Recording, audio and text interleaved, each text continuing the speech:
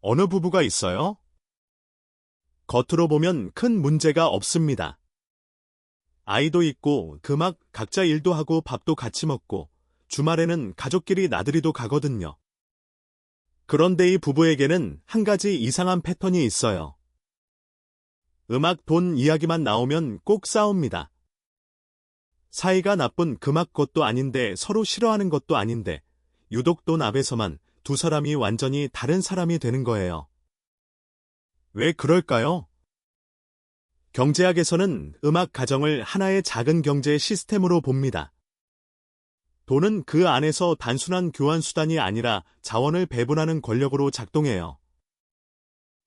그리고 모든 시스템이 그렇듯은 작동 규칙이 없으면 반드시 충돌이 생깁니다. 대부분의 사람들은 이렇게 생각해요. 성격이 안 맞아서라고. 한쪽이 너무 스미가 해프거나 반대로 너무 구두쇠라서라고. 그런데 오늘 이 이야기를 끝까지 들으시면 그 생각이 완전히 바뀔 겁니다. 왜냐하면 이 부부의 진짜 문제는 성격이 아니거든요.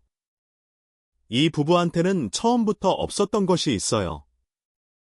그게 뭔지 지금부터 같이 들여다보겠습니다. 조금 엉뚱한 이야기부터 시작할게요. 학교 조별 과제를 떠올려 보세요. 4명이 한 조가 됐는데 아무도 역할을 나누지 않았어요. 누가 자료 조사를 할지, 누가 발표를 할지, 마감이 언제인지 제대로 공유가 안 된 거예요. 그러면 어떻게 될까요? 열심히 하는 한 명이 다 짊어지거나 반대로 아무도 안 하거나 아니면 서로 난 그거 네가 하는 줄 알았는데라며 충돌하게 되죠. 사회가 나빠지는 게 성격 차이 때문일까요? 아니면 처음부터 역할 구조가 없었기 때문일까요? 당연히 후자예요. 가정도 똑같습니다. 문제는 성격이 아니에요. 구조입니다. 가정이라는 공간을 한번 상상해 보세요. 따뜻한 저녁 식탁, 밥 냄새, 아이들 웃음소리. 그 공간 안에는 사실 보이지 않는 선들이 그어져 있거든요. 누가 이 집에 돈을 쥐고 있는지, 누가 큰 돈을 결정할 때 의견을 낼 수 있는지, 누가 아무것도 모른 채 통보만 받는지, 이 선들이 명확하지 않으면 밥상 위에서 아무리 사랑을 나눠도 그 밑에서는 갈등이 조용히 자라고 있는 거예요. 처음에 이야기한 그 부부도 바로 이 경우였습니다. 어느 날 남편이 회사 동료한테 목돈을 빌려줬어요. 금방 갚는다고 했고 자신을 진심으로 도와준 사람이었으니까요. 그런데 아내는 그 사실을 2달 뒤에 알았어요. 그것도 통장 내역을 보다가 우연히. 그날 저녁 식탁은 아무 말도 없었습니다. 밥은 먹었어요. 하지만 두 사람 사이에 어떤 것이 조용히 금이 갔죠. 이게 단순히 신뢰의 문제처럼 보이죠. 왜 말을 안 했냐는 거잖아요. 그런데 사실이 부부에게는 애초에 그 대화를 나눌 구조 자체가 없었던 거예요. 목돈이 나갈 때는 서로 상의한다는 규칙도 없었고, 가계 정보를 공유하는 방식도 없었고, 가족 안에서 누가 어떤 결정을 내릴 수 있는지에 대한 합의도 없었던 거죠. 구조가 없으면 선의도 오해가 됩니다. 여기서 돈이 하는 무서운 일이 있어요. 돈은 원래 가족을 연결하는 수단이에요. 집을 사고 아이를 키우고 미래를 함께 설계하는 도구죠. 그런데 구조가 없는 가정에서 돈은 전혀 다른 것으로 변해요. 바로 의사 결정 권력이 됩니다. 돈을 많이 버는 쪽이 더 많이 결정하고 돈을 관리하는 쪽이 정보를 독점하고 돈을 모르는 쪽은 자신도 모르게 발언권을 잃어가는 거예요. 이게 천천히 아주 조용히 일어나기 때문에 더 무섭습니다. 마트에 가면 회원카드를 발급받잖아요. 그런데 카드를 한 사람 이름으로만 만들면? 어떻게 될까요? 포인트도 그 사람 핸드폰으로만 가고 할인 정보도 그 사람만 알고 구매 내역도 그 사람만 보게 되죠. 이게 구조가 없는 과정에서 돈이 흘러가는 방식이에요. 정보가 한 곳으로만 모이면 나머지는 자기도 모르는 사이에 결정권을 잃어가거든요. 그래서 공동가계부든 공유장이든 두 사람이 동시에 볼 수 있는 창구 하나가 반드시 필요합니다. 가족 갈등을 연구하는 사회학과 가족 심리학에서는 이런 상황을 관계의 권력과 자원의 불균형으로 설명합니다. 자원이란 게 꼭 돈만이 아니에요. 정보, 결정권, 시간 이런 것들이 다 포함되는데요. 가족 안에서의 자원들이 한쪽으로 쏠릴수록 다른 쪽은 점점 무력감을 느끼게 돼요. 그 무력감이 쌓이면 어떻게 될까요? 처음에는 한숨으로 나오다가 나중에는 폭발로 나옵니다. 그래서 어느 날 갑자기 당신이랑은 대화가 안 된다는 말이 튀어나오는 거예요. 갑자기가 아닌 거죠. 수년간 쌓인 거예요. 그렇다면 이 문제를 어디서부터 풀어야 할까요? 첫 번째로 생각해야 할 질문이 있어요. 지금 이 집에서 누가 결정권자인가 하는 겁니다. 이게 굉장히 불편한 질문이에요. 왜냐면 가족은 평등해야 한다고 생각하니까요. 그런데 현실은 달라요. 많은 가정에서 암묵적인 결정권자가 이미 존재합니다. 누가 냉장고를 살지, 누가 아이 학원을 결정할지, 누가 부모님한테 용돈을 얼마나 드릴지. 이런 결정들이 명시적인 합의 없이 한 사람한테 모여있는 경우가 꽤 많아요. 그리고 그 사람은 대부분 그게 자기한테 쏠려 있다는 걸 잘 몰라요. 반대로 결정권이 없는 쪽은 알고 있는 경우가 많죠. 그 불균형을 느끼면서도 말을 못하고 있는 거예요. 재밌는 일화를 하나 드릴게요. 가족이 주말에 외식을 하러 갔어요. 메뉴를 정하는데 남편이 고기 먹자고 하니까 다들 조용히 따라가요. 다음 주에도 고기 먹자고 하면 또 따라가요. 그런데 아내가 오늘은 해산물 먹고 싶은데라고 했을 때 또 비싼 거라는 말 한마디가 돌아오면 어떻게 될까요? 다음부터 아내는 먼저 의견을 안 내식 메뉴 하나로 끝나면 괜찮은데 집 구매, 자녀 교육비, 부모님 병원비 이런 결정들에서 똑같은 패턴이 반복되면 어떻게 될까요? 결국 한 사람은 늘 결정하고 다른 사람은 늘 따르는 구조가 자리 잡히는 거예요. 그 구조가 굳어질수록 둘 사이에는 대화가 아니라 통보만 남게 됩니다. 전통적인 역할 분업이 남아있는 가정에서는 이 문제가 더 선명하게 드러나는 경향이 있어요. 가게 관리를 아내가 맡고 큰 투자나 자산 결정은 남편이 맡아온 구조가 그대로 이어지는 경우인데요. 겉으로는 역할 분담처럼 보이지만 실제로는 정보 비대칭이 생기는 구조예요. 아내는 생활비 흐름은 알지만 전체 자산 구조를 모르고 남편은 큰 그림은 그리지만 매달 실제로 돈이 어떻게 쓰이는지 모르는 거죠. 지도를 반으로 쪼개서 각자 절반씩 들고 있는 거예요. 위기가 오면 서로 다른 지도를 들고 싸우게 됩니다. 두 번째로 중요한 것이 정보 공유예요. 수입이 얼마인지, 고정 지출이 얼마인지, 빚은 얼마나 있는지, 비상금은 어디에 있는지 이걸 두 사람이 모두 알고 있어야 해요. 그래야 같은 현실을 보면서 대화를 할 수 있거든요. 돈 이야기를 꺼내는 순간 대화가 감정적으로 흘러버리는 경우가 많기 때문에 많은 부부가 그냥 각자 알아서 하는 쪽을 선택하는데 이게 사실은 굉장히 위험한 상태입니다. 정보가 없으면 판단이 틀리고 판단이 틀리면 갈등이 생겨요. 당신은 항상 생각 없이 써. 당신은 왜 맨날 숨기고 있어? 이 말들은 나쁜 마음에서 나온 게 아니에요. 그냥 서로 다른 현실을 살고 있었던 거예요. 세 번째가 가장 핵심이에요. 바로 가계 룰, 즉 예산과 부채와 지원에 대한 우리 집만의 기준을 만드는 겁니다. 한 가지 원리를 먼저 말씀드릴게요. 부부 갈등은 돈의 크기 때문에 생기는 게 아니에요. 기준이 없기 때문에 생깁니다. 50만 원짜리 싸움이나 500만 원짜리 싸움이나 구조는 똑같아요. 이걸 어떻게 해야 하는지에 대한 합의가 없었던 것뿐이에요. 가계룰이라는 말이 낯설게 들릴 수 있는데요. 편의점 알바를 처음 시작하면 사장님이 이렇게 말하잖아요. 결제 취소는 점장한테 물어보고 재고가 떨어지면 바로 보고해줘. 이 규칙이 없으면 새로운 알바생은 매번 실수하거나 혼자 판단하다가 큰 실수를 저지르게 되죠. 가정도 마찬가지예요. 어떤 결정에서는 서로 상의해야 한다는 약속. 그게 바로 가계룰이에요. 구체적으로는 이런 것들이에요.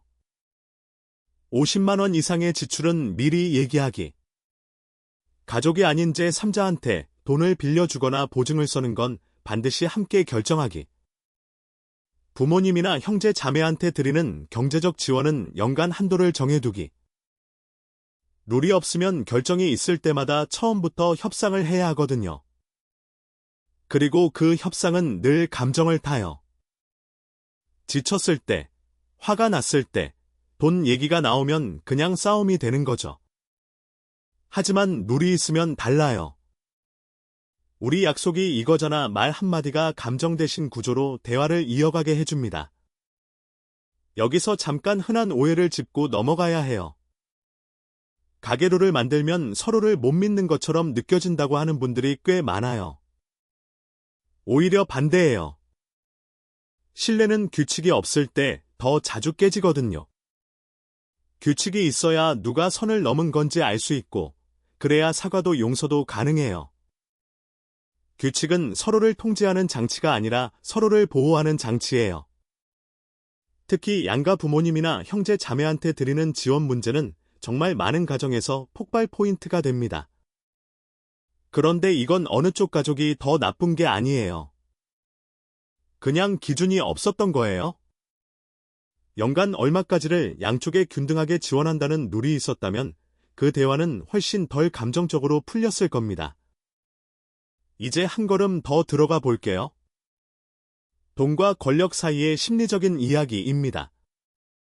사람이 경제적으로 의존적인 상태에 놓이면 심리학적으로 굉장히 복잡한 일이 벌어집니다.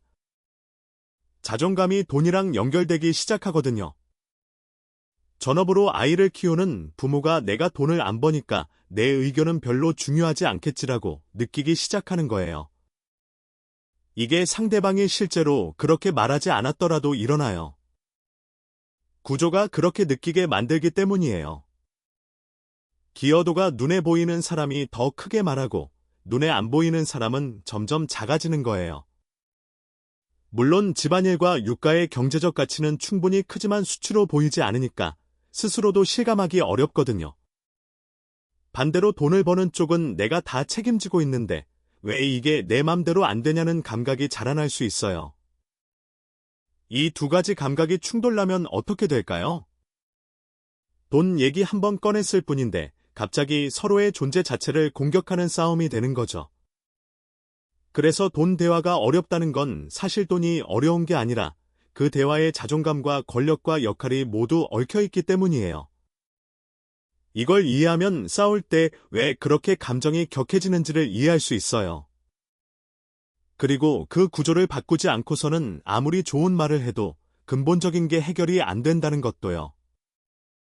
그렇다면 어디서부터 시작해야 할까요? 답은 가족 회의입니다. 그런데 이게 또 어색하죠. 가족 회의라고 하면 뭔가 긴장된 자리 같고 분위기가 무거워질 것 같고 괜히 꺼냈다가 싸우는 거 아닌가 싶은 거예요. 그 부담을 없애기 위해서 처음에는 정말 짧게 시작하면 됩니다. 거실 소파에 각 잡고 앉을 필요 없어요. 저녁 설거지를 같이 하면서 마트장을 보고 집에 걸어오면서 아이들이 잠든 뒤 침대에 누워서 나누는 대화도 충분해요. 상대방이 대화 자체를 부담스러워한다면 공격이 아니라 우리 팀 전략 회의하라는 가벼운 말 한마디로 운을 떼는 것도 좋아요. 우리가 서로 지적하려는 게 아니라 같은 방향을 보려는 거라는 느낌을 주는 거거든요. 그 인식의 차이 하나가 대화의 온도를 완전히 바꿔줍니다.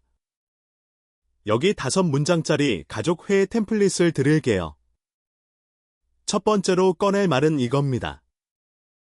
이번 달 우리 집 수입과 고정 지출을 같이 확인해보자. 이 한마디가 정보 공유의 문을 여는 거예요. 고정 지출이라는 게 월세나 관리비, 보험료, 대출 이자처럼 매달 빠져나가는 돈을 말하죠. 이걸 두 사람이 같이 보면 처음으로 같은 지도를 손에 쥐게 되는 거예요. 두 번째 말은 이렇게 이어가면 돼요. 이번 달에 예상치 못하게 큰 돈이 나갈 일이 있어? 이렇게 물어보면 서로 각자 알고 있던 정보가 드러나기 시작해요. 차보험 갱신이 이번 달이라든가 아이 학원비가 오른다든가 이런 것들을 미리 공유하는 거죠. 이 한 문장이 나중에 생길 수 있는 충돌을 상당 부분 막아줘요. 세 번째는 방향을 살짝 틀어서 이번 달 아끼거나 줄일 수 있는 게 있으면 같이 얘기해보자라고 꺼내는 거예요. 이건 한쪽이 일방적으로 지적하는 게 아니라 함께 찾아가는 방식이에요. 당신이 달에 너무 많이 썼어라는 비난이 아니라 우리 같이 한번 살펴보자 하는 거잖아요. 말 한마디 차이인데 그게 대화의 온도를 완전히 바꿔요.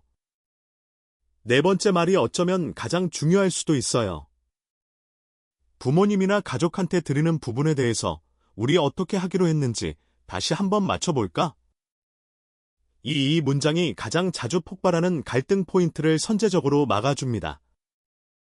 명절 전에 누군가 아프기 전에 평소에 먼저 꺼내는 거예요. 이 대화를 미리 해두면 나중에 급하게 결정해야 할 때 훨씬 덜 감정적으로 풀 수 있거든요. 그리고 다섯 번째 마지막 말로 이렇게 마무리하는 거예요. 다음 달에 우리가 함께 이루고 싶은 한 가지 목표를 정해보자. 여기서 대화가 갈등이 아닌 방향으로 마무리돼요. 가족 여행 적금 시작하기, 외식 한번 줄여서 비상금 채우기 뭐든 좋아요. 중요한 건 두 사람이 같은 방향을 바라보는 거예요. 함께 목표를 정하는 그 순간 그 가정은 경쟁 상대가 아니라 팀이 되거든요. 이 5문장은 1시간짜리 회의가 아니에요. 저녁 설거지를 하면서도 산책하면서도 나눌 수 있는 이야기들이에요. 중요한 건 이걸 한 번의 이벤트로 보지 않고 매달 반복하는 리듬으로 만드는 거예요.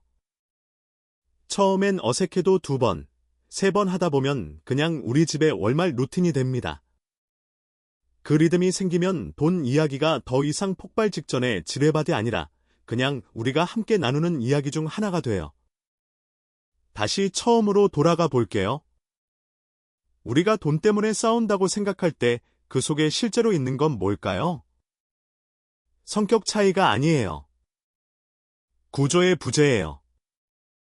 누가 결정하는지 합의하지 않았고 같은 정보를 갖고 있지 않았고 어떤 규칙으로 살지 약속하지 않았던 거예요. 그러니까 사랑이 부족한 게 아니에요. 그 사랑을 담을 구조가 없었던 거죠. 씨앗을 심는 것만으로 꽃이 피지는 않아요. 물을 주고 햇빛이 들고 화분이 튼튼해야 하죠. 가족 안에서 사랑은 씨앗이에요. 그 씨앗이 자라려면 구조라는 화분이 필요합니다. 화분이 깨져 있으면 아무리 좋은 씨앗도 뿌리를 내리지 못해요. 돈이 가족을 망치는 게 아니에요. 구조 없는 가정에서 돈은 그냥 그 빈자리를 채우는 거예요. 권력으로, 갈등으로, 침묵으로. 그 빈자리를 메우는 건 돈이 아니라 대화여야 하고 그 대화를 가능하게 하는 건 규칙이어야 합니다. 그 규칙을 만드는 것, 그게 사랑의 또 다른 이름이에요.